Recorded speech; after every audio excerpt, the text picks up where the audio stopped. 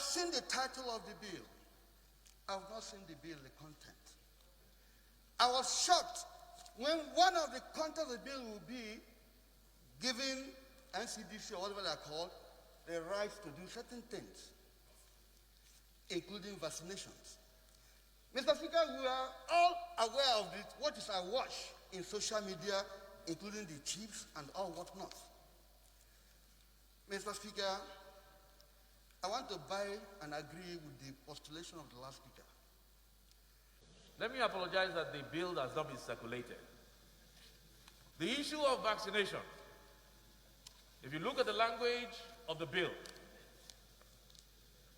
it says the NCDC may. It doesn't say shall. It says may.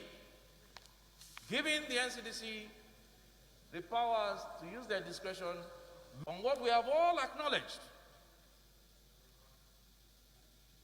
which is almost damaging to us, that we are operating an act that was passed in 1920 something or thereabouts, or 1960, with some archaic law. 1928. And the time has come for its review. So for the purpose of the times we're in, I think it's important that, and I'll plead with members, apologize for the non-circulation of the bill, that we pass this bill, and there's nothing wrong. Yeah, fellow countrymen and women, I'm here to address you once again in the course of our nation's history. I'm here to talk about a bill that has been proposed in the House of Representatives by the Speaker of the House of Representatives, Honorable Femi Gbajamiala. And the bill is titled Control of Infectious Disease Bill 2020. I want to start by saying this bill is not a holy bill. This bill is satanic. This bill is not Nigeria friendly. This bill is an importation of colonial mentality. This bill can as well be christened the Bill Gates bill. The bill I've gone through, and I've seen that Section 19, Section 30, and Section 46 of the bill completely contravene the provisions of the Constitution of the Federal Republic of Nigeria. It contravenes Section 34. It contravenes Section 35 of the Constitution. It's contravened not only the section that talks about the dignity of man, it also talks about the section that talks about our fundamental human rights, chapter 4. As I speak to us today, if you look at this bill, if we eventually pass this bill, then you will find out that we are moving to a police-controlled state. And if we can remember, Section 1(3) of the Constitution says any law that is not in compliance with the provision of the Constitution of the Federal Republic of Nigeria or is in conflict with the Constitution of the Federal Republic of Nigeria to the level of inconsistency shall be null and void. So we can see that this bill contravenes Section Chapter 4 of the Constitution that talks about the fundamental human rights. It also contravenes the right to liberty of human persons in Section 34.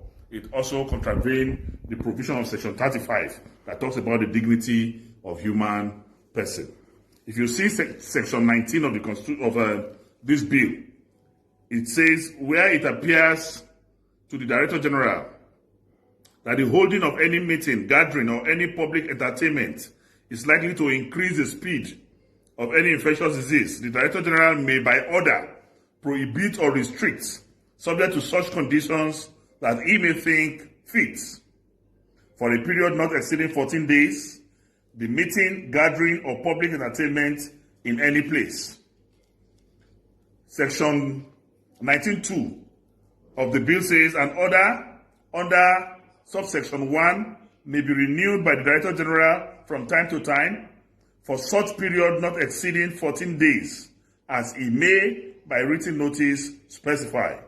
3. Any person who holds is present at or has been taking part in any meeting, gathering, or public entertainment in contravention of an order by the Director General under subsection 1 shall be guilty of an offense. 4. A health officer or a police officer may take any action that is necessary to give effect to an order under subsection 1.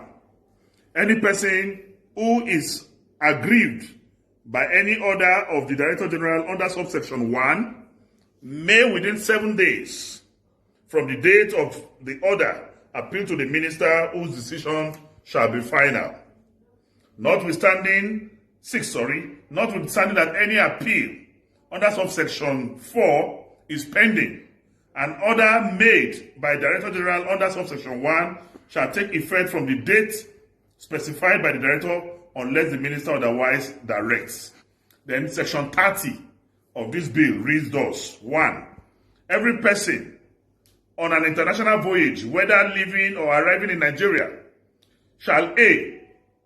have undergone vaccination or any other prophylaxis against all or any of the diseases as may be prescribed. B. And produce valid international certificates of vaccination or any order to any port health officer. Notwithstanding subsection 1b, a port health officer may require such person to undergo vaccination or other prophylaxis and may subject him to isolation or surveillance for such a period as the port health officer deems fit. 3. The port health officer may, in his discretion, return any person not being a citizen of Nigeria who arrives in Nigeria in contravention of subsection 1 to his place of origin on embarkation at the expense of the owner or agent of the vessel by which the person arrived in Nigeria. 4. The owner, master, or agent of any vessel shall ensure compliance with subsection 1 in respect of any person or board its vessel. Then we have section 46. Section 46 reads thus. 46.1. The parent or guardian of every child in Nigeria shall ensure that the child is vaccinated against the disease set out in the fourth schedule. That the registrar of birth and death shall immediately after the registration of the birth of a child issue the parent or guardian of the child a notice requiring the child to be vaccinated against the diseases to which this section applies. So what we have seen from this bill altogether is forceful vaccination using the instruments of the police to make sure that against individuals' will or wish, you are being vaccinated. And we say no to such a devilish bill. We say no to such satanic bills, and it will not stand. We will fight this bill with the last drop of our blood. And we are advising Honorable Femi Gbajamiala, if he is not an agent of Bill Gates, then he should withdraw this bill immediately. God bless Nigeria. I'm Dino Melaye.